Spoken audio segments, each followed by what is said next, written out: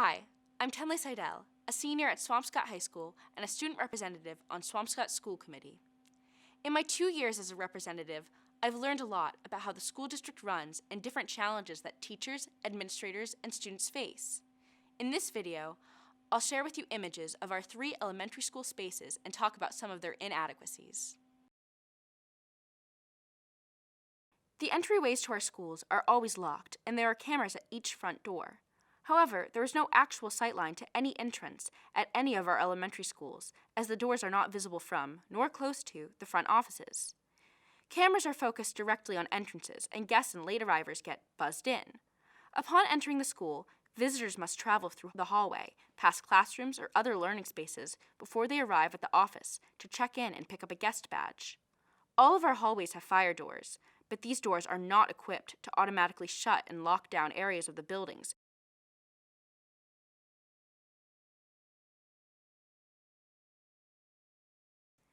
In general, our classrooms are undersized for today's educational standard. Teachers often break up learning into independent, small, and large groups, and the rooms are not big enough nor flexible enough to readily accommodate this strategy. All of our elementary schools were constructed before considerations for the needs of special education were mainstreamed and included in the design. In all buildings, we do not have enough designated small learning spaces, resource rooms, and therapy spaces. We've been required to divide classrooms to accommodate multiple programs, and, in many instances, the only space available are in the hallways.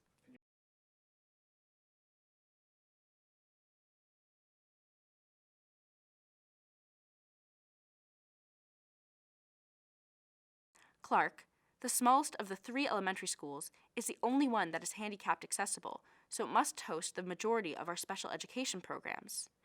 The town has spent considerable money and time to make Clark School handicapped accessible. There are entrance ramps, a new single handicap bathroom, and a lift. In the second floor vestibule, occupational therapy takes place in front of the elevator door of the new lift because there is no other space within the building.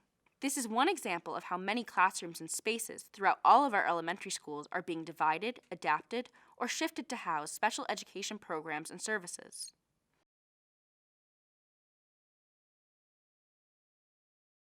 Our narrow hallways are all cheerfully lined with colorful student work. The halls are also hosts to makeshift small learning spaces, storage, and teacher desks.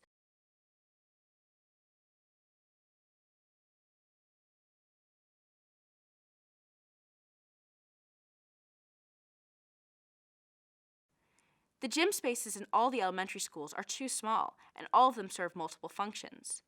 At Hadley School, the gym functions as both an auditorium and a gym. The space has a movable partition, which is permanently closed because a third of the gym space is now teacher workspace, storage, and a bathroom. The balcony overlooking the gym is also closed, as it has been deemed structurally unsafe. At Clark School, the gym does triple duty as a gym, auditorium, and cafeteria. For an hour every day, there are no gym classes during the lunch shifts. At Stanley Gym, the gym is both a gym and cafeteria, and, like Clark, it cannot be used as a gym for part of the day. This gym happens to have a linoleum floor rather than an actual sports surface, and regular ceiling tiles and glass windows, which are routinely broken.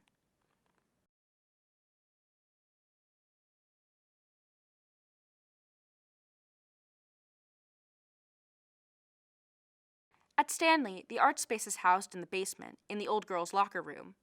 The kiln and storage are in the shower room, and the tables sit in the crowded space where lockers and benches used to be. There are low ceilings and no natural light. The Hadley art room is more spacious, yet still in a basement room. It is subject to constant noise of the building machinery and loud vent. The kiln is located in the hallway rather than in a space adjacent to the room. At Clark, art and music share a room in Port Clark, the portable that was installed in 1997 as a temporary solution to overcrowding. The room must be converted daily from art to music, so there are folding tables and chairs, rather than art furniture, to ease the switch.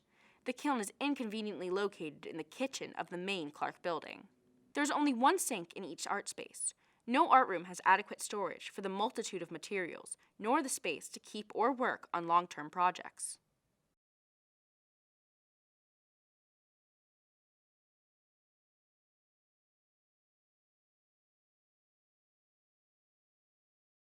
All our cafeterias are undersized for the number of students.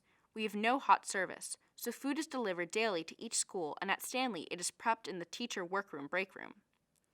In Clark and Stanley, the gym is transformed into a cafeteria for lunch. In Clark, additional cafeteria tables are stored and secured in the hallway.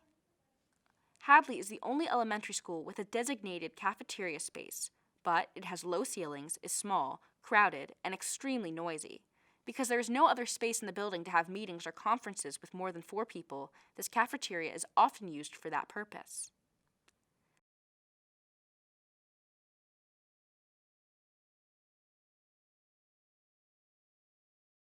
In each of our elementary buildings, we have small office suites comprised of the secretary space, the nurse's office, and the principal's office.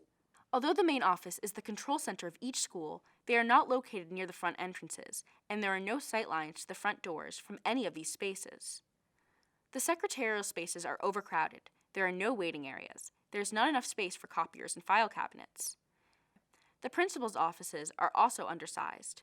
Each has only enough room for a small 4-seat table. There are no conference spaces in any of our elementary schools.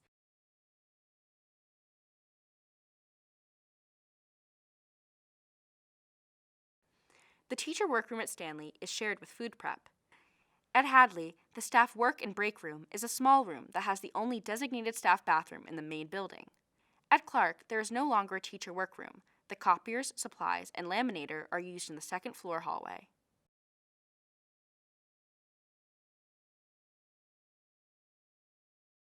Each nurse's room has a small bathroom and one sick bed. There is no office sink. The nurse's desk, waiting area, and exam area share a single space. There is little room for more than one patient. There is absolutely no privacy for testing or administering medication to a student if another student happens to be sick.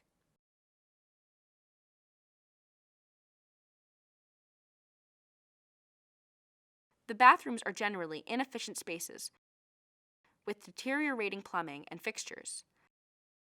The wash areas are enclosed in the bathrooms, making it difficult to monitor students. Bubblers are for the most part small, old, or out of service.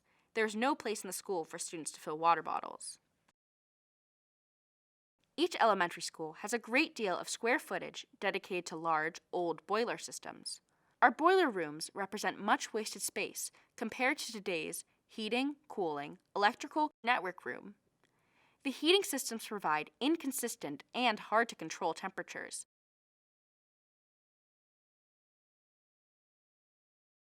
Thank you for touring our 3 elementary schools with me.